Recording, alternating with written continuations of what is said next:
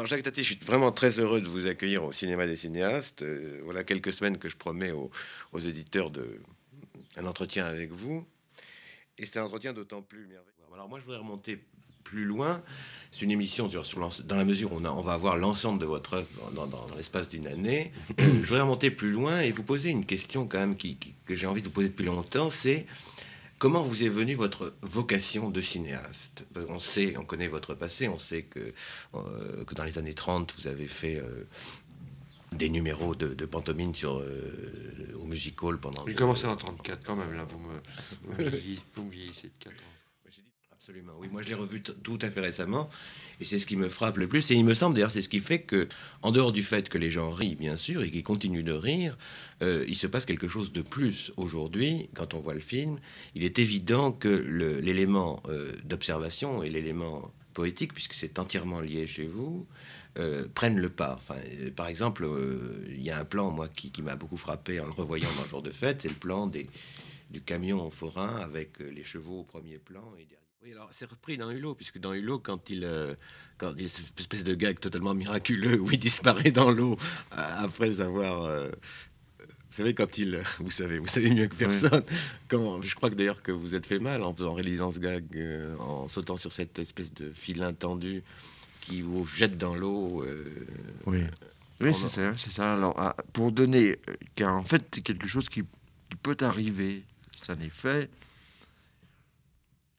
Il y a par exemple une chose qui est tout à fait étonnante aujourd'hui, c'est la modernité du son. Enfin, j'emploie des mots de critique. La modernité du son dans le jour de fête. Enfin, la façon dont vous avez travaillé le son à cette époque-là était entièrement neuve dans tout le cinéma international. À l'époque, oui. Enfin, on se demande vraiment comment ce courage vous a pris de faire des choses aussi fines. Parce que c'est pas un film muet. C'est pas du tout le refus du film muet comme au temps de René Clair. Au contraire, le son est là et il a une terrible importance. Mais je crois que ce que beaucoup de gens et beaucoup de jeunes viennent trouver aujourd'hui dans votre film, parce que dans vos films, et j'en suis témoin puisque je travaille avec des collaborateurs qui ont 22, 24 ans, 27 ans et qui sont terriblement attachés à votre cinéma. Et je crois que eux saisissent d'emblée, sans préface, sans qu'on ait besoin d'expliquer, sans qu'on ait besoin de le leur expliquer, votre souci de la durée, qui est vrai déjà dans le genre de... Oui, alors, des spectateurs et aussi des personnages. Parce que, par exemple, je prends l'exemple d'un personnage qui nous a enchantés, moi et ma bande de copains, pendant toute notre jeunesse. On s'en parlait de ce personnage comme s'il existait réellement. On avait des rapports avec ce personnage qui n'est pas Hulot. On en parlera du Hulot peut-être tout à l'heure. C'est le personnage du serveur dans Les Vacances. Ce personnage qui est tout le temps pris dans une espèce de... Alors, il y a une question que je voudrais vous poser. D'ailleurs, en fait, je vous la pose de manière à ce que vous me racontiez une histoire qu'on m'avait racontée un jour et qui était sublime, et qui était celle de vos rapports de vous, Jacques Tati, avec Monsieur Hulot. C'était la première fois que je vous avais rencontré. Vous étiez en train de monter Trafic et vous m'aviez dit, tiens, Hulot est très bien dans celui-là. Alors, j'avais eu un haut le corps en disant, tout de même, Hulot est très bien, Hulot c'est lui. Il m'avait dit, non, Hulot c'est pas moi, et je vais vous expliquer pourquoi. Oui, parce que moi, j'aime pas les types de mon âge qui disent j'aime les jeunes. Ah, ça m'embête terriblement. Parce que c'est une phrase. Et tout le monde peut le dire. N'importe quel président, n'importe quel premier ministre. Toujours dire, moi, j'aime beaucoup les jeunes. Ça veut rien dire. Et j'ai horreur de ça. Par contre, ce que j'aime, c'est d'avoir leurs problèmes. Et je les ai, ça. Alors là, je peux leur faire voir tous mes papiers. Ils ne seront pas surpris.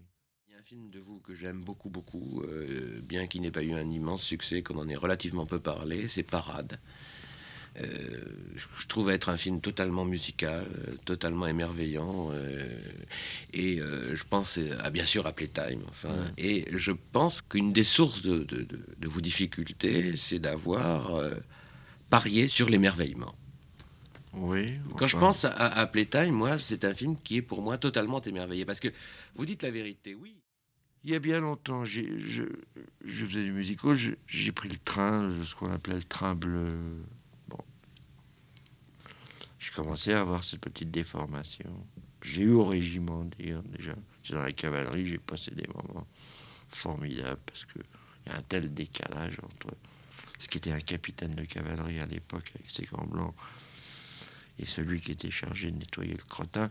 Bon, il y a déjà une construction. Oui, alors voilà la façon dont vous vivez. Enfin, c'est quand même ce regard qui est le regard de l'observateur, en même temps le regard de l'enfant, et ce qui crée peut-être cet équilibre entre la vérité et l'émerveillement. Mais il y a aussi une chose qu'on sait de vous, c'est que vous avez une réputation de perfectionniste, et c'est pas un reproche que je vais vous faire, dans la mesure où, tant mieux, enfin, si ça permet au film de tenir le coup 30 ans, 40 ans et maintenant pour toujours. Mais on a l'habitude, les historiens du cinéma font débuter Chaplin chez Max Sennett, ou Keaton chez Max Sennett. On vous fait débuter avec Jour de fête, alors que votre métier, profondément, vous l'avez appris devant le public, quoi. Oui, devant le public. C'est pourquoi je m'occupe aussi du Nouveau Carré de Sylvia Montfort. Parce que pour retrouver...